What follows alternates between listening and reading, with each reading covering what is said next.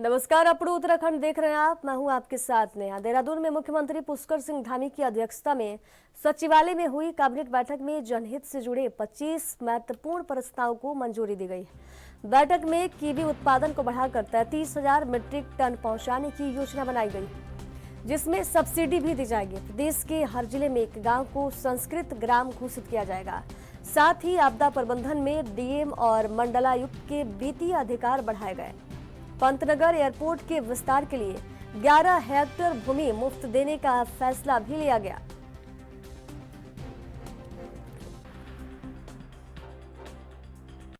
तो लगभग ये 25 मद हैं जिस पे चर्चा आज हुई थी माननीय मंत्रिमंडल में। इसके बारे में एक एक करके मैं आप लोगों को अवगत कराऊंगा। सबसे पहला था ये कृषि विभाग का मद था। ये उत्तराखंड कीवी नीति आज विभाग के द्वारा प्रस्तुत की गई। इसमें मुख्य तौर पे जो प्रस्तावित है कि वर्तमान में लगभग 682 हेक्टेयर क्षेत्रफल में लगभग 381 मीट्रिक टन कीवी का उत्पादन किया जा रहा है। इसमें विभाग का प्रस्ताव ये है कि 682 हेक्टेयर में वर्तमान में 381 मीट्रिक टन इतना अभी प्रोडक्शन हो रहा है। तो इसमें विभाग का प्रस्ताव ये है कि आगामी 2025-26 से 2031 तक जो कुल क्षेत्रफल है उसको 682 से बढ़ाकर 3500 किए जाने का उनका प्रस्ताव है।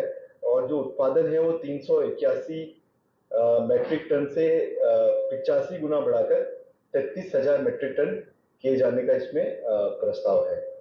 और इसमें विभाग ने ये प्रस्तावित किया है कि जो उद्यान में जो मानक रहेगा वो लगभग योजना का मानक रहेगा वो 12 लाख रुपए प्रति एकड़ का मानक रहेगा और इसमें 50 से 70% तक की सब्सिडी राज्य सरकार द्वारा दी जाएगी।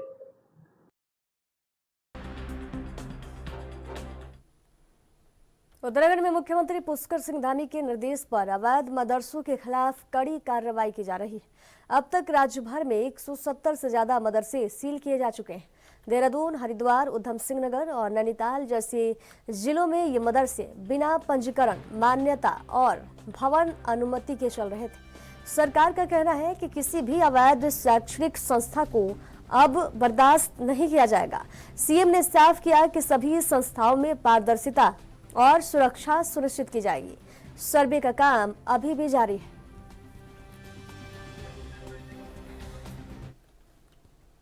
विधानसभा अध्यक्ष रितु भूषण खंडूड़ी का कहना है कि कोटद्वार की स्वास्थ्य सेवाओं को मजबूत करने के लिए यहां के पीपीपी मोड के जरिए एक मेडिकल कॉलेज खोलने पर विचार किया जा रहा है।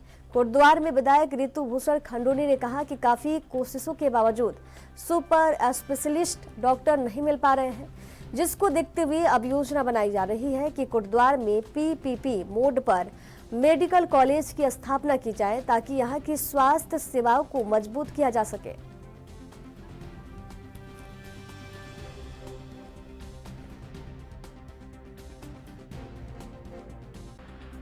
देखिए, प्रयास बहुत हो रहा है और आज से नहीं, जब से मैं विधायक बनी हूँ तब से हम पीपी मोड पर जगह जगह प्रयास कर रहे हैं। बहुत बार सेक्रेटरी से मेरी इस बारे में वार्ता हो चुकी है। उन्होंने भी प्रयास किया है कि हम पीपी मोड पर इसको कर पाएं। अभी भी बातचीत, फिर मेरी अभी बातचीत हुई है कि अगर हम कोई सुपर स्पेशलिटी का कुछ इंफ्रास्ट्रक्चर यहाँ पर ला पाए, क्योंकि आप जान रहे होंगे पूरे देश में जो सुपर स्पेशलिटी के डॉक्टर्स की कमी काफी रहती है। एमबीबीएस तो हमें मिल जाते हैं। तो अभी बातचीत चल रही है, कितना मैं सफल हो पाती हूँ मैं नहीं कह सकती हूँ, लेकिन प्रयास हम लोग कर रहे हैं।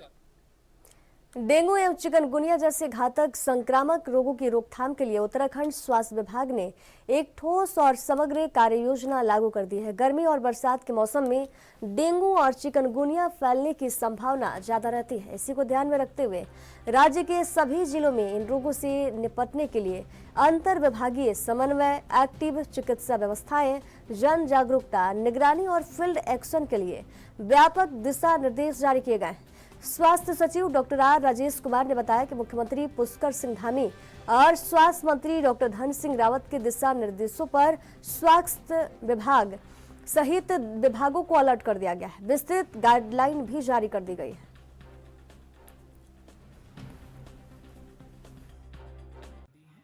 और SOP जारी कर दी हैं डिस्ट्रिक्ट एडमिनिस्ट्रेशन को भी और नगर निगम को भी। और इसमें जैसे पिछले साल के तर्ज पे जो हमारी स्ट्रैटेजी सक्सेसफुल रही है, उसमें हम दो चीज़ों पे फोकस कर रहे हैं। एक तो सोर्स रिडक्शन स्ट्रैटेजी जो कि प्रिवेंटिव स्ट्रैटेजी है, और दूसरा माइक्रो कंटेनमेंट जोन जो है इस्टेब्लिश करना, माइक्रो जोन्स बनाना, जिसमें डिस्ट्रिक्ट एडमिनिस्ट्रेशन, हेल्थ, नगर निगम के अधिकारी टीम बना के सोर्स रिडक्शन पे फोकस करेंगे। कांग्रेस राष्ट्रीय अध्यक्ष मल्लिकार्जुन खड़गे ने पार्टी में निष्क्रिय नेताओं को बाहर का रास्ता दिखाने की बात कही है। इस बयान पर बीजेपी ने पलटवार करते हुए कहा कि कांग्रेस में अब कोई बचा नहीं है। बीजेपी प्रदेश प्रवक्ता कमलेश रमन ने आरोप लगाया है कि कांग्रेस के शासन में लोगों के अधिकारों का उल्लंघन हो रहा है। उन्होंने ये भी कहा कि कांग्रेस को अब ये सोचना पड़ रहा है कि उनके कार्यकर्ता पार्टी में एक्टिव हैं या नहीं। बीजेपी ने कांग्रेस की नियत और नीति पर भी सवाल उठाए।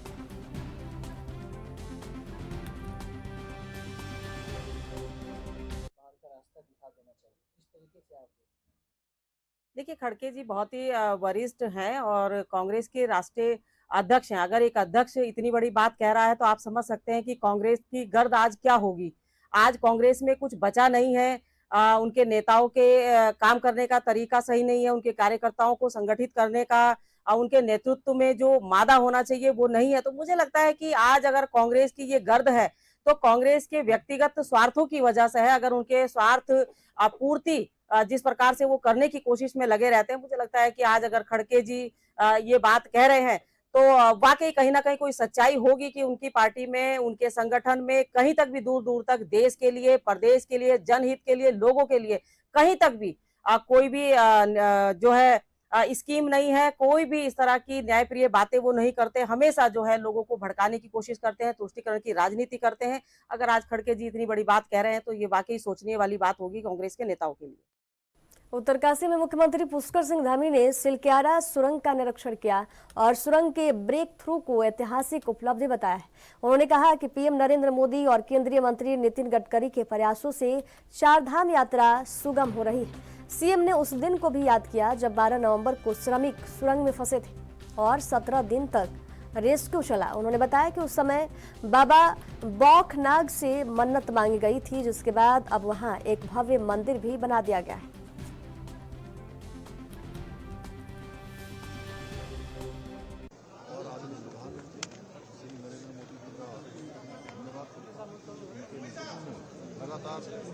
आज चारधाम ऑल वेदर रोडों के साथ साथ इस यात्रा को और सरल बनाने के लिए और सुगम बनाने के लिए और सुविधाजनक बनाने के लिए और लंबी दूरी को कम समय में तय हो, लंबी दूरी कम हो, उसके लिए अनेक प्रयास आज उत्तराखंड के अंदर किए जा रहे हैं।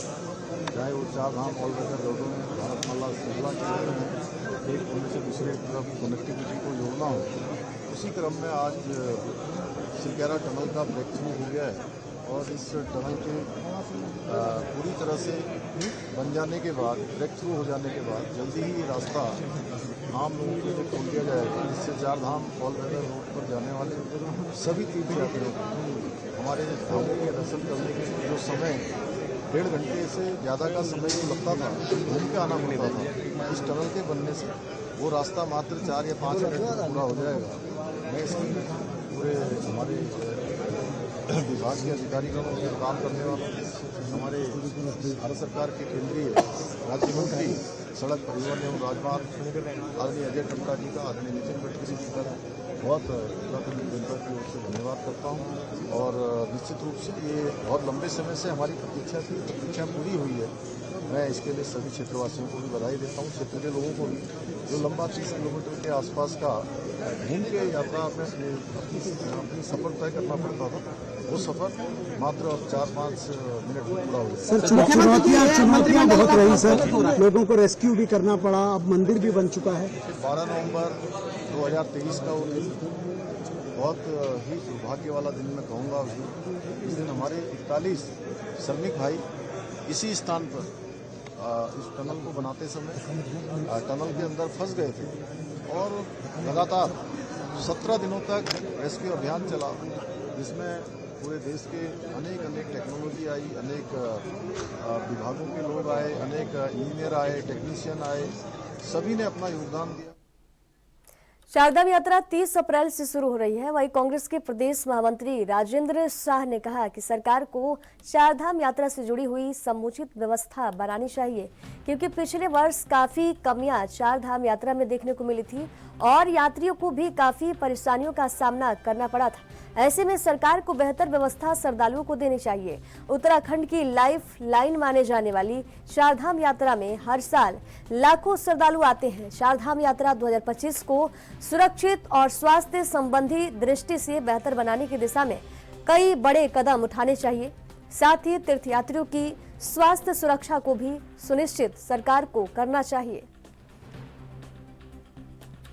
30 अप्रैल से शुरू हो रही है और सरकार की तरफ से अगर बात करें तो आंकड़ा सरकार बता रही है कि इस बार जो है 55 से 60 लाख यात्री यात्रा में आ सकता है। हालांकि पिछले वर्षों की अगर बात करें तो कुछ कमियां भी रही थी, लेकिन सरकार इस बार जो है हर कमी को जो है कह रही है कि इस बार कोई कमी नहीं होगी और यात्रा जो प्रबंधन है वो सुगम होगा। देखिए, मेरा सरकार के मुखिया पुष्कर सिंह धामी जी से निवेदन है कि पिछले लगातार 2017 से लेकर आज 2025 हो गया आपकी सरकार प्रदेश में है। मैं अगर बात करूं तो इन 8 सालों में यात्रा निश्चित तौर पर बढ़ी है, लेकिन यात्रा बढ़ने के साथ साथ जितनी मुश्किलें यात्रियों को भुगतनी पड़ रही है, कहीं ना कहीं दिन प्रतिदिन वो बढ़ती जा रही हैं। और अगर मैं बात पिछले साल की करूं तो पिछले साल भी एक घटना वहां पर घटी केदारनाथ में, और उसके बाद 3 दिन बाद आपके अधिकारियों के द्वारा आपको सूचित किया गया कि वहां पर इतनी बड़ी भयंकर आपदा आई है और कई दिनों तक सब वहां पर पड़े में रहे। तो ये हम बहुत स्पष्ट तौर से ये कहना चाहते हैं कि देखिए, ये यात्रा जो है उन 5 लाख लोगों के परिवारों को सीधे सीधे कहीं ना कहीं इफेक्ट करती है। तो हमारा ये कहना है कि जो ऑफिसर्स की बैठक हो रही है या जो आप दिशा निर्देश दे रहे हैं वो धरातल पर 2025 में उतरने चाहिए। और जब यात्रा 30 अप्रैल से शुरू हो तो लगना चाहिए कि वाकई में जो है कहीं ना कहीं 2025 में कुछ सुधार आया है।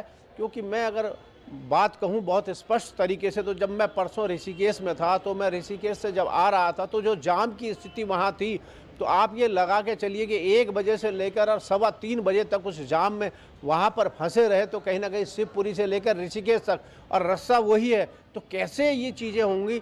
इन तमाम चीज़ों को सुधारने के लिए आपने जिम्मेदारी जिन व्यक्तियों को दी है, जिन अधिकारियों को दी है, वो धरातल पर उतर कर काम करें। कमरों में बैठकर, एसी कमरों में बैठकर काम होने वाला नहीं है, जो अब तक होता रहा है।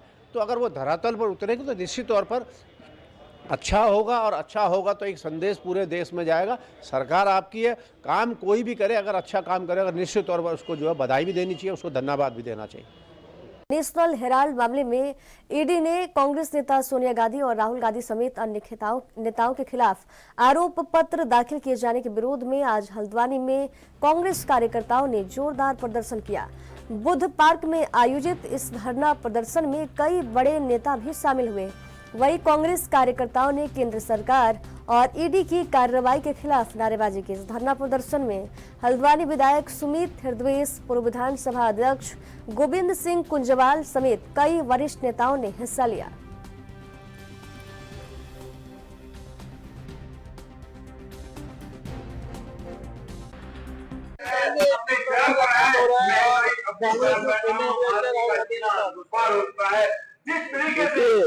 देश में आज ऐसे साहब बैठे हुए हैं, जो तमाम देश की समस्याएं हैं, गरीबी की समस्या है, बेरोजगारों की समस्या है, महंगाई आसमान है, उन सारे मुद्दों को किनारा करते हुए सारे लोगों का ध्यान भटकाने के लिए जो नेशनल हेराल्ड का मामला है, जिसका रफा भी हो गया था, उसको पुनः उजागर करके वो कांग्रेस राजसभा लगाने का काम करता है। मैं साफ कह देना चाहता हूँ, कौन से कार्यकर्ता गांधी जी के वंशज के हैं, वो कहीं डरने वाले नहीं है। वो इसके लिए लड़ाई लड़ेंगे, जो भी होगा उसको कुर्बानी देंगे, लेकिन राहुल गांधी और सोनिया गांधी को हाथ नहीं। और ऐसी भावना राजनीति में हमने कभी आज तक नहीं देखी। राजनीति में एक परंपरा थी कि अटल बिहारी वाजपेयी जी ने भी इंदिरा गांधी जी को दुर्गा का अवतार बोला था।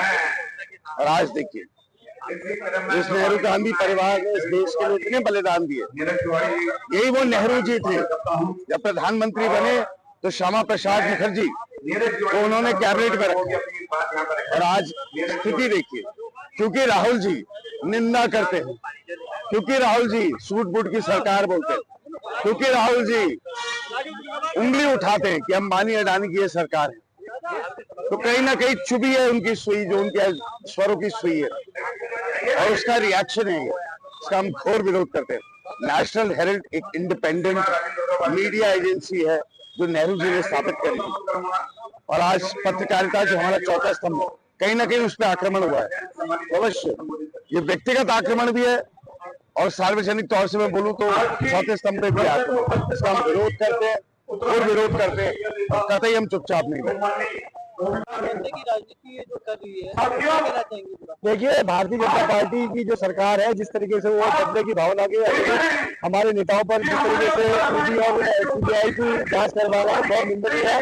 निश्चित रूप से हम समझते हैं कि हमारे माननीय राहुल गांधी, सोनिया गांधी का ईमानदार नेता इस देश में दूसरा नहीं है, और आज जब सत्ता को कुछ समझ में नहीं आ रहा है, जो सत्ता ढल जा रही है, तो तब वो इस तरीके के षड्यंत्र करके हमारे नेताओं को भीतर का काम कर रही है। और हम लोग इस माध्यम से, धरने के माध्यम से सरकार को चेतावनी देना चाहते हैं कि सरकार ये न समझे कि वो ईडी सीबीआई की तरफ से हमारी नेताओं को कुछ आग लगा सकते हैं, और हम लोग अगर ऐसे रहा तो हम लोग जेल भरो आंदोलन करेंगे सरकार के खिलाफ, और सरकार को चैन की नींद से सोने नहीं देंगे। सरकार जाग जाए, सरकार इस तरीके से अपने दर को जिससे डरती है, और अपने दर के छुपाने के साय में ईडी और सीबीआई का दुरुपयोग कर रही है। और हमने पूरा देश इससे आज आहत है, और पूरा देश आक्रोशित है, और पूरे देश में कांग्रेस के कार्यकर्ता सड़क पर उतरा हुआ है। और निश्चित रूप से हम लोग सरकार को चेतावनी देना चाहते हैं कि सरकार अपनी हरकतों से बाहर आ जाए, वरना सरकार को से नहीं मिलेगी। हल्द्वानी में राज्य आंदोलनकारी और पूर्व ऊर्जा मंत्री हरीश पनेरू ने ओखल कांडा से आए ग्रामीणों के साथ धरना प्रदर्शन किया। उन्होंने प्रशासन पर आरोप लगाया कि पिछले साल पतलोट हादसे में मारे गए लोगों के परिजनों को अब तक पूरा मुआवजा नहीं मिला। पनेरू ने कहा कि पहले दिए गए चेक भी बाउंस हो गए थे और अब तक शेष रकम नहीं दी गई। इस हादसे में 3 बच्चों ने अपने माता और पिता को खो दिए। अगर जल्द मुआवजा नहीं मिला तो परिजन डीएम ऑफिस के बाहर धरना देंगे।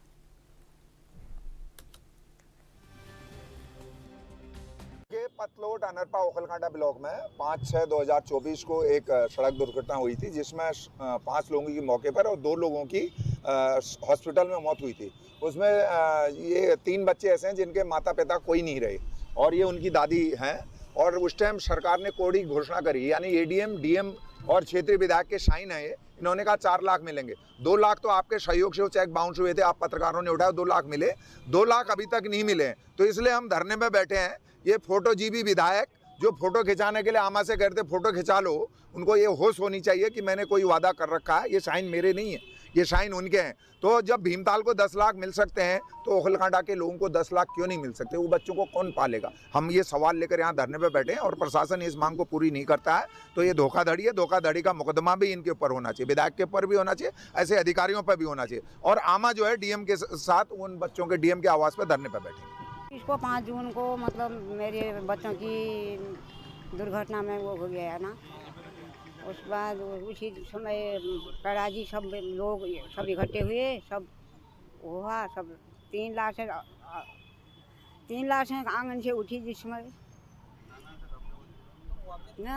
हाँ, बस इनको करा, सब कागज पत्र सब कराए, मुआवजा देने को कहा। घर में आए विधायक जी, फोटो खिंचाई, लिखा, सब लिखा जोखा मतलब सब करा, साइन करवाए मेरे से भी, सबके साइन हमारे साइन कराए। उसके बाद 2 लाख रुपए तो 2-2 लाख रुपए तो मतलब दे दिए बच्चों को। बड़ी मुश्किल से आए, 3 महीने बाद धरना दिया। जब लोग सब इन लोगों ने धरना दिया तब आ गए थे, और 2 लाख अब रोक दिए। इसके लिए अब देंगे तो देना चाहिए ही। बच्चों छोटे बच्चे हैं, उनका चाहिए पालन पोषण के लिए, जो भी करेगा ना पालन पोषण करेगा। और ये कोई बच्चों पढ़े लिखे हैं, कोई सरकारी नौकरी मिल गई तो बच्चों के लिए कुछ आगे को हो जाएगा। कोई अब मैं, मेरा चंद्रावती नाम।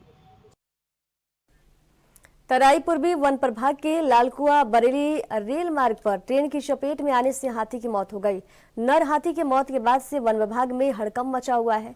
हाथी की ट्रेन से कटकर मौत के बाद वन विभाग और रेलवे प्रशासन पर एक बार फिर से बवाल खड़े हो रहे हैं। बताया जा रहा है कि जिस जगह पर घटना हुई वह हाथी कॉरिडोर क्षेत्र है और पूर्व में भी इस घटनास्थल पर ट्रेन से कटने से कई हाथियों की मौत हो चुकी है। ये घटना जो है लालकुआ कोतवाली क्षेत्र की मुक्ति धाम के पास हुई है। 10:30 बजे के आसपास वन कर्मियों को सूचना मिली कि लालकुआ से जो रिक्शा ट्रेन जाती है आगरा को, उसमें मुक्ति धाम के पास एक ट्रेन के एक्सीडेंट से हाथी की डेथ हुई है। तो वन कर्मियों द्वारा वहाँ जाकर छानबीन की गई और वन कर्मियों द्वारा वर्तमान में डॉक्टरों के पैनल द्वारा पोस्टमार्टम किया जा रहा है। सारे वन कर्मी वहाँ पर उपस्थित हैं और जो भी इसमें संबंधित रेलवे के जो भी लोको पायलट हैं उनके विरुद्ध वन्य जीव अधिनियम की सुसंगत धाराओं के अंतर्गत मुकदमा दर्ज किए जाने की तैयारी चल रही है। सर पूर्व में भी लास्ट ईयर भी इस तरह की एक घटना हुई थी। उसमें ट्रेन जो यहाँ के इज्जत नगर रेलवे मंडल के अधिकारी हैं उनको सूचित किया गया था कि ट्रेन की स्पीड न्यूनतम रखें और उनके द्वारा ट्रेन की स्पीड न्यूनतम रखी भी जा रही थी। अब कल रात क्या घटना हुई है इसमें जांच के उपरांत ही कहा जाए। क्या इस पूर्व में भी इस तरह की बैठक हो चुकी है रेलवे और वन विभाग के अधिकारियों की, तो भविष्य में भी संभावना है इस जांच के उपरांत जैसा भी कार्रवाई होगी उसके अकॉर्डिंग भविष्य में भी किया जाए। पथरी क्षेत्र स्थित धनपुरा में गोदाम पर हुए विस्फोट प्रकरण में हरिद्वार पुलिस ने गोदाम मालिक के विरुद्ध प्रभावी धाराओं में मुकदमा दर्ज कर गिरफ्तार कर लिया है। मामले का खुलासा करते हुए एसएसपी परमेंद्र डोभाल ने बताया कि गोदाम पर कबाड़ी द्वारा पुराने थिनर के डिब्बे को पीटने से ब्लास्ट हुआ था। हादसे में 2 लोग घायल हो गए। थाना पथरी के धनपुरा क्षेत्र में 14/4 के सुबह एक गोदाम में शटरिंग के एक गोदाम में एक ब्लास्ट की सूचना पुलिस को प्राप्त हुई थी। ये उक्त जो गोदाम है शौकीन पुत्र मुर्तजा का है, जिसमें शटरिंग की सामग्री के साथ साथ पेंट और उसके भी डब्बे रखे थे। ये जो ब्लास्ट था ये थिनर के डब्बे में हुआ था। तत्काल पुलिस बल मौके पर पहुंचा था। उसके बाद बीडीएस की टीम और साथ में हमारी फोरेंसिक टीम भी मौके पे पहुंची थी। उसके बाद संपूर्ण गोदाम क्षेत्र की जब हम लोगों के द्वारा सर्च किया गया तो उसमें जो विस्फोटक अधिनियम के अंतर्गत जो प्रतिबंधित बिना अनुमति के प्रतिबंधित जो पटाखा की फैक्ट्री के जो सामान था वो पुलिस को मिला था, जिसमें गंधक, पोटास और सल्फर जैसे तत्व भी पाए गए थे। जब ज़्यादा पूछताछ करने पे इस जो व्यक्ति है जिसके गोदाम में ये रखा था उसने बताया कि 2 वर्ष पूर्व उसके ही परिवार वाले पटाखा फैक्ट्री चलाते थे। उसके बाद पटाखा फैक्ट्री बंद कर दी गई और उसका जो सामान है वो गोदाम में रखा गया है। पुलिस ने पूरे मामले को संज्ञान में लेते हुए, क्योंकि उक्त जो पदार्थ है वो विस्फोटक पदार्थ है और आवासीय क्षेत्रों में वो रखा गया था गोदाम में, जिस पे कल जो है उसी का एक थिनर के डब्बे में ये ब्लास्ट हुआ था, जिसमें 2 लोग घायल हुए थे। उनको प्राथमिक उपचार के लिए भेजा गया है। पुलिस ने पूरी मामले की गंभीरता को देखते हुए उक्त गोदाम स्वामी शौकीन पुत्र मुर्तजा की अरेस्टिंग की है, जो विस्फोटक अधिनियम की धाराओं में किया गया है। साथ में इसके और वेयरअबाउट्स पुलिस पता कर रही है कि ये कहाँ से और किस परिस्थितियों में यहाँ पर ये रखा गया था, और इसमें अन्य लोग भी अगर जो भी सम्मिलित है उसके खिलाफ भी पुलिस के द्वारा कार्रवाई की जाएगी। मैं इस पूरे मामले में पुलिस की ओर से जो भी संबंधित वहाँ पर थाना पुलिस है उसके द्वारा जो कार्रवाई है मैं उसको पूरी तरीके से कहता हूँ कि बिल्कुल त्वरित गति से सही कार्रवाई पुलिस के द्वारा। और खबरों के सफर में दीजिए जाने की इजाजत। देखते रहिए एएनपी न्यूज। नमस्कार।